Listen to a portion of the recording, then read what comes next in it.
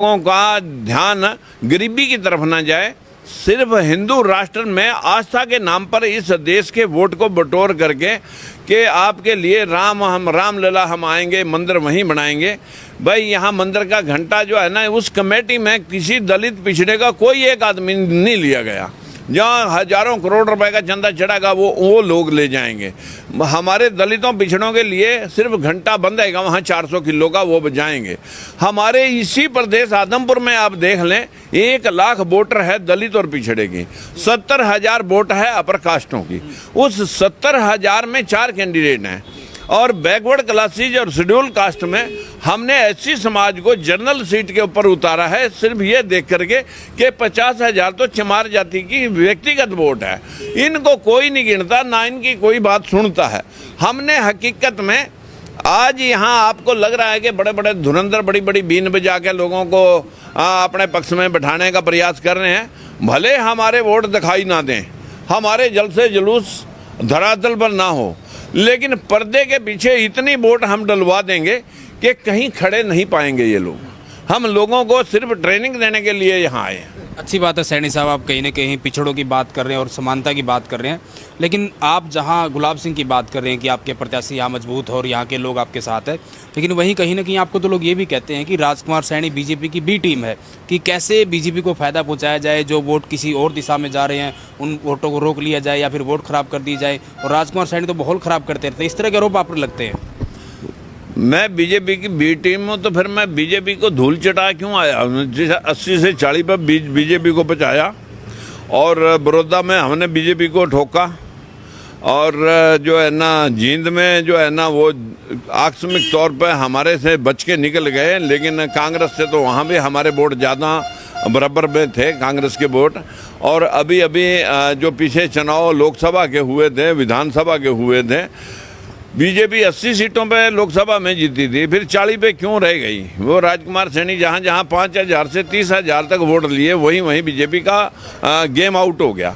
आज भी हमें पता है बीजेपी झूठ बोलने का बीजेपी नहीं है, बहुत ज़्यादा झूठ बोलनी पार्टी है, और बीजेपी बहुत झूठ बोल करके ही समाज के लोगों को आस्था के नाम पर कैप्चर करने का प्रयास कर रही है। लेकिन अब नौटंकी होली, अब ये नौटंकी होली। ये सारा कुछ आपको कब समझ आया? क्योंकि 5 साल तो आप सांसद रहे, सारी की सारी चीजें करते रहे, ये बातें राजकुमार सैनी को कब समझ आई? 8 महीने बाद, जिस दिन 17 मार्च 2014 में सरकार बनी थी, 26 मई 2014 में, और 17 मार्च 2015 में एक फैसला आया सुप्रीम कोर्ट का।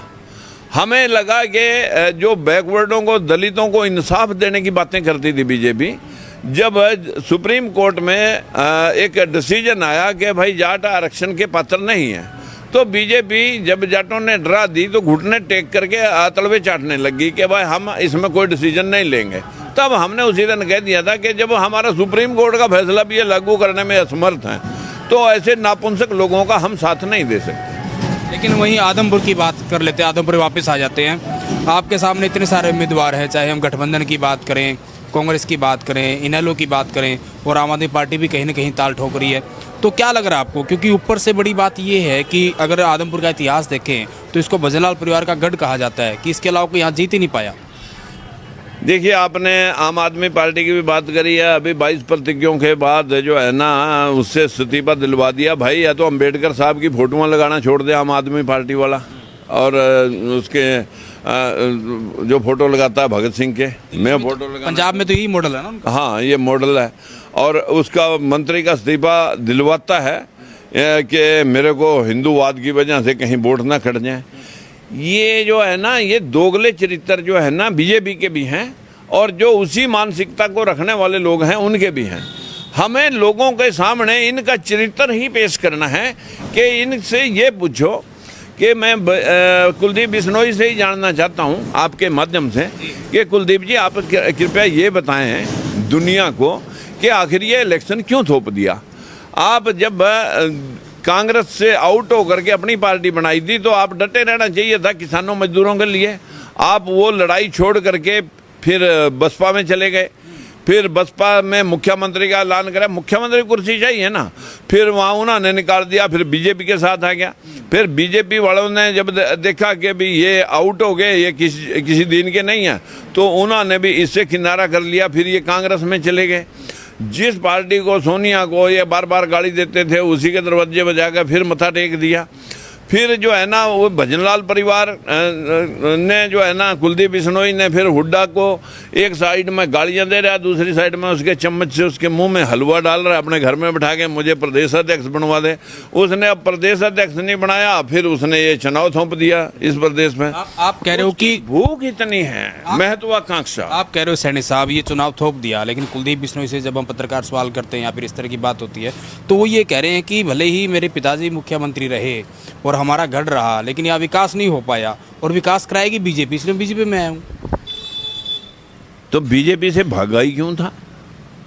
वो बीजेपी तेरे को विकास वाली दिखाई दे रही थी, तब वो मुख्यमंत्री नहीं बनाए थे ना। हाँ, मुख्यमंत्री नहीं बना था। अब असली बात तो ये, हाँ, मुख्यमंत्री बनने के लिए फिर कांग्रेस में भाग गया, कभी बसपा में भाग गया, कभी बीजेपी में भाग गया।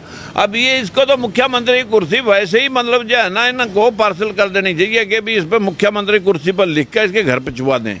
एक भाई ले भी इस पे बैठ कर अपने घर में बैठ लिया। अगर इस बार कुछ समय के लिए साइलेंट हो गए, उनकी घंटी बजती नहीं है मुख्यमंत्री वाली, अब तो वो भव्य को कहीं न कहीं स्थापित करना चाह रहे हैं। वो तो जो है ना परिवार है, सिर्फ अपने स्थापित करने में ही लगा रहता है। वो कौन सा कोई गरीबों की लड़ाई थोड़ा लड़ रहे हैं।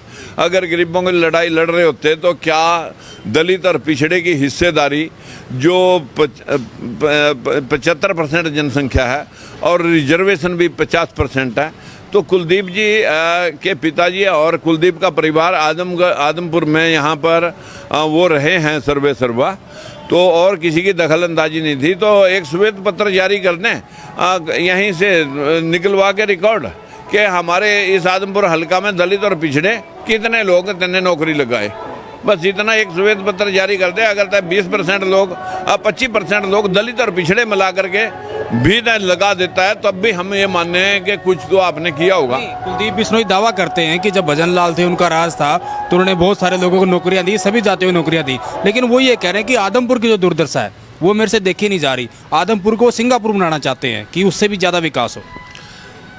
दुर्दशा इसके पास अब अपनी नहीं देखी जा रही, और हल्के के तो जो है ना पिछले 40 साल से रौंद ही रहे हैं। आदम पर नहीं है, ये तो आदमखोर बन गए हैं इस हल्के के लिए, क्योंकि इन्होंने जो है ना इस हल्के के दलित और पिछड़े का कभी टिकट की कोई सिफारिश नहीं करी अपने परिवार के अलावा। कभी यहाँ पर जो है ना कोई अफसर लगाना हो तो वो अपना जो है ना अपने लोग लगाए। हमारे लोगों के अंदर तो चपड़ासी क्लर्क को चपड़ासी क्लर्क ज़्यादा मिल सकता है, वो भी हमारे ज़्यादा 20-25% दलित और पिछड़े मिला करके, जबकि 50% तो रिजर्वेशन भी है। चलिए, अंतिम सवाल है, आपके जो प्रत्याशी है लोकतंत्र सुरक्षा पार्टी के गुलाब जी, आदमपुर की जनता इन्हीं को वोट क्यों दे? देखिए, गुलाब सिंह का यहाँ पैतृक गांव है, और वैसे तो सारे लोग हिसार ही रहते हैं जा करके, लेकिन मैं ये बात जरूर कहूँगा, यही आरोप तो कुलदीप बिश्नोई लगता है ना कि चुनावी मौसम में यहाँ जाते हैं, वो मौसमी राजनीति के बाद में चले जाते हैं, तो इनका भी मतलब हाल, आप वाले प्रत्याशी का हाल वही हिसार में रहते हैं? नहीं, वो हिसार में तो ये सारे ही रहते हैं, जितने प्रत्याशी हैं। वो एक कल्ला गुलाब नहीं रहता, सारे हिसार ही रहते हैं। लेकिन मैं ये बात कहूँगा, गुलाब सिंह 50,000 वोट जो दलित समाज की है, कभी जनरल कैटेगरी के लेवल पर कि कोई पार्टी एससी समाज को भविष्य आजमाएगी नहीं। दूसरा, गुलाब सिंह बजाते खुद सबसे ज़्यादा वोट अपने समाज का यहाँ पर जो वोट बैंक है वो इनका है। तीसरा, गुलाब सिंह जैसे भव्य कहता है कि मैं ऑक्सफोर्ड यूनिवर्सिटी से पढ़ा है, ये 16 डिग्रियाँ लेके आया हुआ है और 16 डिग्रियाँ में मोस्ट इंटेलिजेंट है। तीसरी बात ये है। और चौथी बात मैं कहूँगा, कमज़ोर तबके को किसी भी पार्टी ने कोई टिकट नहीं दिया। हम उन लोगों की हिस्सेदारी चाह रहे हैं शासन और प्रशासन में जिन लोगों को सभी ने हाशिए पे धकेल रखा है। बिल्कुल शुक्रिया सैनी साहब बातचीत करने के लिए। तो ये थे राजकुमार सैनी, पूर्व सांसद और लोकतंत्र सुरक्षा पार्टी वो भी ये चला रहे हैं। इनका दावा है कि जो इनके उम्मीदवार हैं डॉक्टर गुलाब सिंह नरवाल, ये कहीं ना कहीं सबसे ज़्यादा जितने भी उम्मीदवार हैं सबसे ज़्यादा शिक्षित हैं और वो तमाम की तमाम डिग्रियां इनके पास है। 14-16 16 डिग्रियाँ इनके पास, सबसे ज़्यादा डिग्रियाँ इनके पास है। लेकिन अब देखना ये होगा कि आदमपुर की जनता इनकी 16 डिग्रियों को देखेगी या फिर वो जो अपने वोट है, आखिर वो वोट की संख्या किसकी तरफ जो है ज़्यादा डाइवर्ट करेगी, यानी कि ज़्यादा वोट पोल वो किसको करेंगे और किसको अपना विधायक बनाकर जो है चंडीगढ़ भेजने का काम करेंगे। वीडियो जर्नलिस्ट विकास कुमार के साथ सुरेंद्र नैन, बिंदास हरियाणा।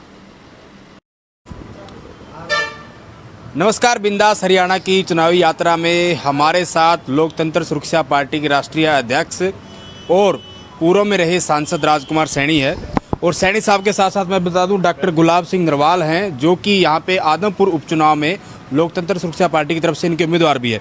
तो सैनी साहब, आप यहाँ चुनाव लड़ने आ गए हैं, जहाँ जहाँ चुनाव होता है, क्योंकि कहीं ना कहीं प्रजातंत्र में अधिकार है लोकतंत्र में कि वो जाकर चुनाव लड़ सकता है।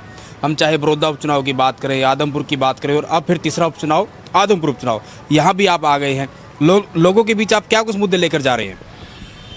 देखिए, पीछे जो है ना मुद्दे, तो हमारे जब पार्टी बनी उससे पहले हमने लोकतंत्र सुरक्षा मंच बनाया था, तब भी मुद्दे वही थे, आज भी मुद्दे वही हैं और कल भी मुद्दे वही होंगे। बड़ा बवाल कटा जाट आरक्षण के समय प्रदेश के अंदर, बहुत आगजनी और बहुत भाईचारा खराब हुआ, लेकिन आरोप राजकुमार सैनी पर वो लोग लगाते रहे जो खुद लोग भाईचारा खराब कर रहे थे। जब इस प्रदेश के अंदर कोई बात चली तो जाट आरक्षण के समय की ही बात मैं करूंगा। जो मुद्दा फर्स्ट है हमारा, कि मैंने कहा कि अगर जाटों को आरक्षण की जरूरत पड़ेगी तो क्यों ना ये 4-5 जातियां और रह गई हैं, ब्राह्मण, बनिया, ठाकुर, इन सबको आरक्षित, जनसंख्या अनुपात में सबको आरक्षित कर दिया जाए, 100% आरक्षण, ताकि ये भेदभाव ही खत्म हो जाए कि किस जात का मुख्यमंत्री बनने से किस जाति को फायदा होगा। अगर 100% आरक्षण हो जाए तो किसी भी जाति का मुख्यमंत्री बन जाए तो किसी का कोई नुकसान नहीं होगा, किसी का कोई नुकसान नहीं होगा, किसी का कोई फायदा नहीं होगा। दूसरा मुद्दे पर ही बात हम करते हैं कि एक परिवार एक रोजगार।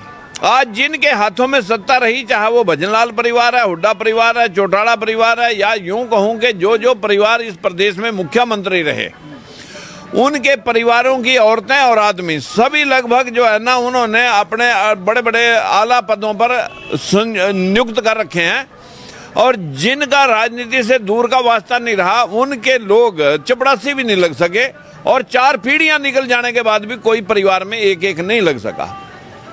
एक परिवार एक रोजगार का मुद्दा सबसे अहम मुद्दा है इस देश के अंदर, अगर समाज को, देश को आगे बढ़ाना है। तीसरी बात मैंने कही थी मनरेगा स्कीम, कि एक तहसीलदार के पास जब 1-1 इंच जमीन का हिसाब तहसील में रखा है, तो क्यों ना वो तहसीलदार एक तहसील में किसान कितने हैं, मजदूर कितने हैं, और उनका एक खाका तैयार करके किस किसान को किस फसल के अंदर कितने मजदूर चाहिए, उतनी लेबर किसान से भरवा ले और आधी लेबर मैच करके सरकार से डाल दें। मजदूर की पैगार दोगुनी हो जाएगी, किसान को आधे रेट में मजदूर मिल जाएंगे, देश की 65% आबादी काम के साथ जुड़ जाएगी, और एक परिवार एक रोजगार मुद्दा इसी में सार्थक हो जाएगा। चौथी बात हमने कही थी, हम दो हमारे दो, और जब तक देश की आबादी कंट्रोल नहीं होगी, ये देश कोई भी पार्टी इसको आगे नहीं बढ़ा सकती। 5वीं बात हमने कही थी कि जो लोग वोटर, जब सभी को, MP को, MLA को, अफसरों को, कर्मचारी, अधिकारियों को, सबको पेंशन मिलती है, भाई वोटर पेंशन या किसान क्रेडिट कार्ड के माध्यम से उनकी भी पेंशन होनी चाहिए, जो ताज जिंदगी देश की सेवा का, राष्ट्र का निर्माण करते हैं। हकीकत में बुढ़ापा पेंशन, विधवा पेंशन, विकलांग पेंशन 5000 रुपये मिनिमम है।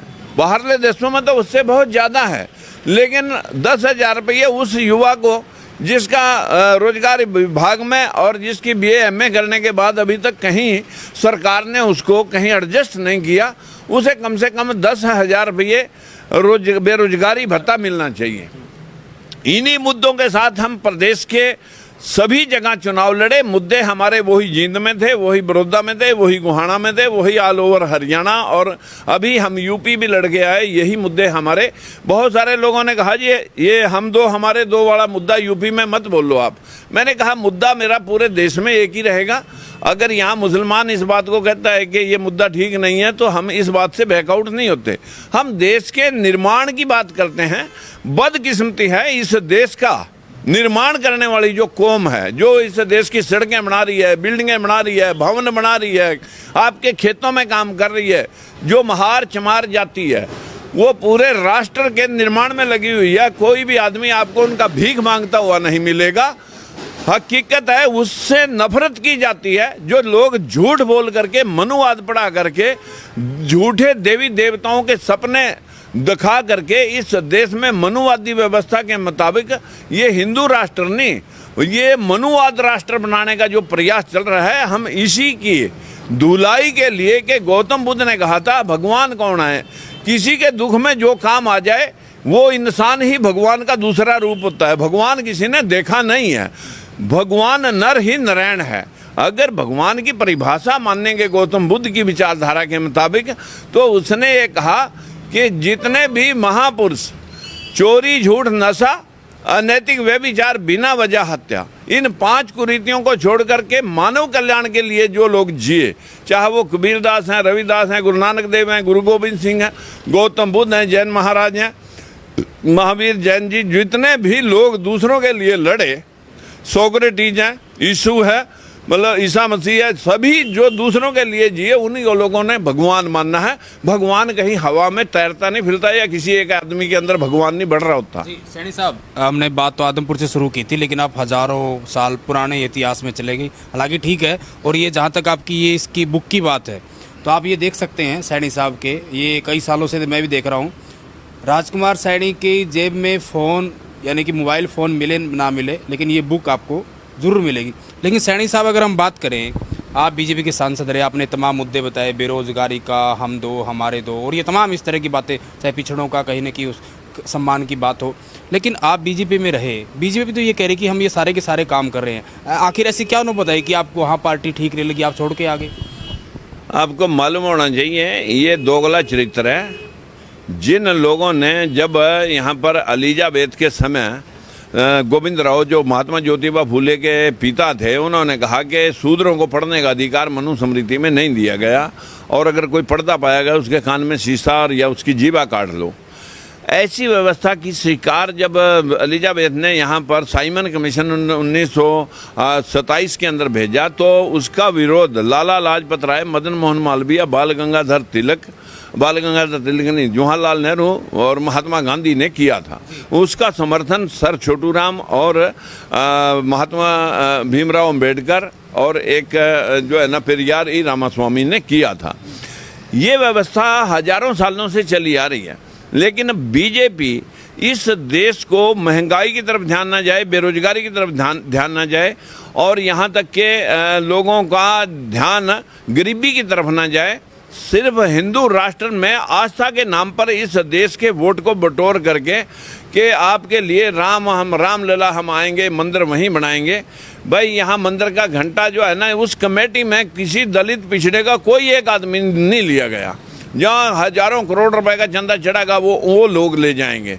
हमारे दलितों पिछड़ों के लिए सिर्फ घंटा बंधेगा, वहाँ 400 किलो का वो बजाएंगे। हमारे इसी प्रदेश आदमपुर में आप देख लें, 1 लाख वोटर है दलित और पिछड़े की, 70,000 वोट है अपर कास्टों की। उस 70,000 में 4 कैंडिडेट हैं, और बैकवर्ड क्लासेज और शेड्यूल कास्ट में हमने एससी समाज को जनरल सीट के ऊपर उतारा है, सिर्फ ये देख करके कि 50,000 तो चमार जाति की व्यक्तिगत वोट है। इनको कोई नहीं गिनता, ना इनकी कोई बात सुनता है। हमने हकीकत में आज यहाँ आपको लग रहा है कि बड़े बड़े धुरंधर बड़ी बड़ी बीन बजा के लोगों को अपने पक्ष में बैठाने का प्रयास कर रहे हैं। भले हमारे वोट दिखाई ना दें, हमारे जलसे जुलूस धरातल पर ना हो, लेकिन पर्दे के पीछे इतनी वोट हम डलवा देंगे कि कहीं खड़े नहीं पाएंगे ये लोग।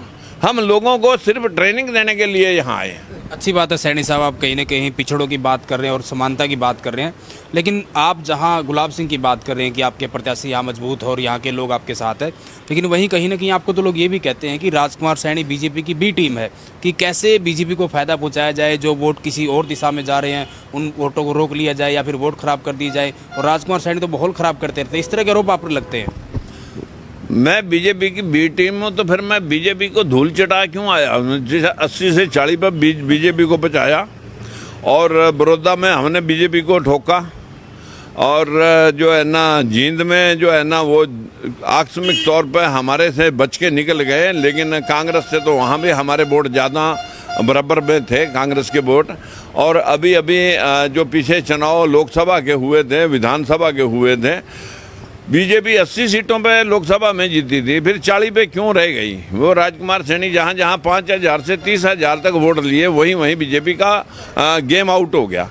आज भी हमें पता है बीजेपी झूठ बोलने का, बीजेपी नहीं, ये बहुत ज़्यादा झूठ बोलनी पार्टी है और बीजेपी बहुत झूठ बोल करके ही समाज के लोगों को आस्था के नाम पर कैप्चर करने का प्रयास कर रही है। लेकिन अब नौटंकी होली, अब ये नौटंकी होली। ये सारा कुछ आपको कब समझ आया? क्योंकि 5 साल तो आप सांसद रहे, सारी की सारी चीजें करते रहे, ये बातें राजकुमार सैनी को कब समझ आई? 8 महीने बाद, जिस दिन 17 मार्च 2014 में सरकार बनी थी, 26 मई 2014 में, और 17 मार्च 2015 में एक फैसला आया सुप्रीम कोर्ट का।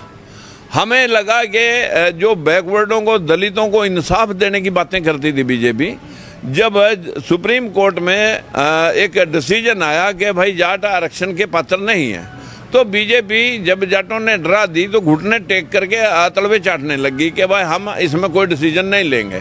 तब हमने उसी दिन कह दिया था कि जब हमारा सुप्रीम कोर्ट का फैसला भी ये लागू करने में असमर्थ हैं, तो ऐसे नापुंसक लोगों का हम साथ नहीं दे सकते। लेकिन वहीं आदमपुर की बात कर लेते हैं, आदमपुर वापस आ जाते हैं। आपके सामने इतने सारे उम्मीदवार हैं, चाहे हम गठबंधन की बात करें, कांग्रेस की बात करें, इनेलो की बात करें, और आम आदमी पार्टी भी कहीं ना कहीं ताल ठोक रही है। तो क्या लग रहा है आपको? क्योंकि ऊपर से बड़ी बात ये है कि अगर आदमपुर का इतिहास देखें तो इसको भजनलाल परिवार का गढ़ कहा जाता है, कि इसके अलावा कोई यहाँ जीत ही नहीं पाया। देखिए, आपने आम आदमी पार्टी की भी बात करी है। अभी 22 प्रतिज्ञों के बाद जो है ना उससे इस्तीफा दिलवा दिया। भाई या तो अम्बेडकर साहब की फोटोआं लगाना छोड़ दे आम आदमी पार्टी वाला, और उसके जो फोटो लगाता है भगत सिंह के, मैं फोटो लगा, पंजाब में तो यही मॉडल है ना उनका। हाँ, ये मॉडल है। और उसका मंत्री का इस्तीफा दिलवाता है कि मेरे को हिंदूवाद की वजह से कहीं वोट ना कट जाए। ये जो है ना, ये दोगले चरित्र जो है ना बीजेपी के भी हैं, और जो उसी मानसिकता को रखने वाले लोग हैं उनके भी हैं। हमें लोगों के सामने इनका चरित्र ही पेश करना है कि इनसे ये पूछो कि मैं कुलदीप बिश्नोई से ही जानना चाहता हूँ आपके माध्यम से कि कुलदीप जी, आप कृपया ये बताएं दुनिया को कि आखिर ये इलेक्शन क्यों थोप दिया? आप जब कांग्रेस से आउट होकर के अपनी पार्टी बनाई थी तो आप डटे रहना चाहिए था किसानों मजदूरों के लिए। आप वो लड़ाई छोड़ करके फिर बसपा में चले गए, फिर बसपा में मुख्यमंत्री का ऐलान करा, मुख्यमंत्री कुर्सी चाहिए ना, फिर वहाँ उन्होंने निकाल दिया, फिर बीजेपी के साथ आ गया। फिर बीजेपी वालों ने जब देखा कि भी ये आउट हो गए, ये किसी दिन के नहीं है, तो उन्होंने भी इससे किनारा कर लिया, फिर ये कांग्रेस में चले गए। जिस पार्टी को, सोनिया को ये बार बार गाली देते थे, उसी के दरवाजे बजाकर फिर मथा टेक दिया। फिर जो है ना वो भजनलाल परिवार ने जो है ना, कुलदीप बिश्नोई ने फिर हुड्डा को एक साइड में गालियां दे रहा है, दूसरी साइड में उसके चम्मच से उसके मुंह में हलवा डाल रहा है, अपने घर में बिठा के मुझे प्रदेश अध्यक्ष बनवा दे। उसने अब प्रदेश अध्यक्ष नहीं बनाया, फिर उसने ये चुनाव सौंप दिया इस प्रदेश में। आप कह रहे हो कि भूख इतनी है, महत्वाकांक्षा। आप कह रहे हो सैनी साहब ये चुनाव थोप दिया, लेकिन कुलदीप बिश्नोई से जब हम पत्रकार सवाल करते हैं या फिर इस तरह की बात होती है तो वो ये कह रहे हैं कि भले ही मेरे पिताजी मुख्यमंत्री रहे और हमारा गढ़ रहा, लेकिन यहाँ विकास नहीं हो पाया, और विकास कराएगी बीजेपी, इसलिए बीजेपी में आया हूँ। तो बीजेपी से भागा ही क्यों था? वो बीजेपी तेरे को विकास वाली दिखाई दे रही थी, तब वो मुख्यमंत्री नहीं बनाए थे ना। हाँ, मुख्यमंत्री नहीं बना था। अब असली बात तो ये, हाँ, मुख्यमंत्री बनने के लिए फिर कांग्रेस में भाग गया, कभी बसपा में भाग गया, कभी बीजेपी में भागा। अब ये इसको तो मुख्यमंत्री की कुर्सी वैसे ही मतलब जो है ना इनको पार्सल कर देनी चाहिए कि भी इस पर मुख्यमंत्री कुर्सी पर लिख कर इसके घर पे छुपा दें। एक भाई ले भी इस पे बैठ कर अपने घर में बैठ लिया। अगर इस बार कुछ समय के लिए साइलेंट हो गए, उनकी घंटी बजती नहीं है मुख्यमंत्री वाली, अब तो वो भव्य को कहीं न कहीं स्थापित करना चाह रहे हैं। वो तो जो है ना परिवार है सिर्फ अपने स्थापित करने में ही लगा रहता है। वो कौन सा कोई गरीबों की लड़ाई थोड़ा लड़ रहे हैं। अगर गरीबों की लड़ाई लड़ रहे होते तो क्या दलित और पिछड़े की हिस्सेदारी जो 75% जनसंख्या है और रिजर्वेशन भी 50% है, तो कुलदीप जी के पिताजी और कुलदीप का परिवार आदमपुर में यहाँ पर वो रहे हैं सर्वा, तो और किसी की दखल अंदाजी नहीं थी। तो एक श्वेत पत्र जारी करने यहीं से निकलवा के रिकॉर्ड कि हमारे इस आदमपुर हल्का में दलित और पिछड़े कितने लोग तने नौकरी लगाए, बस इतना एक श्वेत पत्र जारी कर दे। अगर 20% लोग 25% लोग दलित और पिछड़े मिला करके भी न लगा देता है, तब भी हम ये मानते हैं कि कुछ तो आपने किया होगा। कुलदीप बिश्नोई दावा करते हैं कि जब भजन लाल थे, उनका राज था, तो उन्होंने बहुत सारे लोगों को नौकरियां दी, सभी जातियों को नौकरियां दी। लेकिन वो ये कह रहे हैं कि आदमपुर की जो दुर्दशा है वो मेरे से देखी नहीं जा रही। आदमपुर को सिंगापुर बनाना चाहते हैं कि उससे भी ज़्यादा विकास हो। दुर्दशा इसके पास अब अपनी नहीं देखी जा रही, और हल्के के तो जो है ना पिछले 40 साल से रौंद ही रहे हैं। आदम पर नहीं है, ये तो आदमखोर बन गए हैं इस हल्के के लिए, क्योंकि इन्होंने जो है ना इस हल्के के दलित और पिछड़े का कभी टिकट की कोई सिफारिश नहीं करी अपने परिवार के अलावा। कभी यहाँ पर जो है ना कोई अफसर लगाना हो तो वो अपना जो है ना अपने लोग लगाए। हमारे लोगों के अंदर तो चपड़ासी क्लर्क को चपड़ासी क्लर्क ज़्यादा मिल सकता है, वो भी हमारे ज़्यादा 20-25% दलित और पिछड़े मिला करके, जबकि 50% तो रिजर्वेशन भी है। चलिए, अंतिम सवाल है, आपके जो प्रत्याशी है लोकतंत्र सुरक्षा पार्टी के गुलाब जी, आदमपुर की जनता इन्हीं को वोट क्यों दे? देखिए, गुलाब सिंह का यहाँ पैतृक गांव है, और वैसे तो सारे लोग हिसार ही रहते हैं जा करके, लेकिन मैं ये बात जरूर कहूँगा, यही आरोप तो कुलदीप बिश्नोई लगता है ना कि चुनावी मौसम में यहाँ जाते हैं, वो मौसमी राजनीति के बाद में चले जाते हैं, तो इनका भी मतलब हाल, आप वाले प्रत्याशी का हाल वही हिसार में रहते हैं? नहीं, वो हिसार में तो ये सारे ही रहते हैं, जितने प्रत्याशी हैं। वो एक कल्ला गुलाब नहीं रहता, सारे हिसार ही रहते हैं। लेकिन मैं ये बात कहूँगा, गुलाब सिंह 50,000 वोट जो दलित समाज की है, कभी जनरल कैटेगरी के लेवल पर कि कोई पार्टी एससी समाज को भविष्य आजमाएगी नहीं। दूसरा, गुलाब सिंह बजाते खुद सबसे ज़्यादा वोट अपने समाज का यहाँ पर जो वोट बैंक है वो इनका है। तीसरा, गुलाब सिंह जैसे भव्या कहता है कि मैं ऑक्सफोर्ड यूनिवर्सिटी से पढ़ा है, ये 16 डिग्रियाँ लेके आया हुआ है, और 16 डिग्रियाँ में मोस्ट इंटेलिजेंट है। तीसरी बात ये है। और चौथी बात मैं कहूँगा, कमज़ोर तबके को किसी भी पार्टी ने कोई टिकट नहीं दिया। हम उन लोगों की हिस्सेदारी चाह रहे हैं शासन और प्रशासन में जिन लोगों को सभी ने हाशिए पे धकेल रखा है। बिल्कुल, शुक्रिया सैनी साहब बातचीत करने के लिए। तो ये थे राजकुमार सैनी, पूर्व सांसद और लोकतंत्र सुरक्षा पार्टी वो भी ये चला रहे हैं। इनका दावा है कि जो इनके उम्मीदवार हैं डॉक्टर गुलाब सिंह नरवाल, ये कहीं ना कहीं सबसे ज़्यादा, जितने भी उम्मीदवार हैं सबसे ज़्यादा शिक्षित हैं, और वो तमाम की तमाम डिग्रियां इनके पास है। 16 डिग्रियां इनके पास है, सबसे ज़्यादा डिग्रियां इनके पास है। लेकिन अब देखना ये होगा कि आदमपुर की जनता इनकी 16 डिग्रियों को देखेगी, या फिर वो जो अपने वोट है, आखिर वो वोट की संख्या किसकी तरफ जो है ज़्यादा डाइवर्ट करेगी, यानी कि ज़्यादा वोट पोल वो किसको करेंगे और किसको अपना विधायक बनाकर जो है चंडीगढ़ भेजने का काम करेंगे। वीडियो जर्नलिस्ट विकास कुमार के साथ सुरेंद्र नैन, बिंदास हरियाणा। नमस्कार, बिंदास हरियाणा की चुनावी यात्रा में हमारे साथ लोकतंत्र सुरक्षा पार्टी के राष्ट्रीय अध्यक्ष और पूर्व में रहे सांसद राजकुमार सैनी है, और सैनी साहब के साथ साथ मैं बता दूं डॉक्टर गुलाब सिंह नरवाल हैं, जो कि यहाँ पे आदमपुर उपचुनाव में लोकतंत्र सुरक्षा पार्टी की तरफ से इनके उम्मीदवार भी है।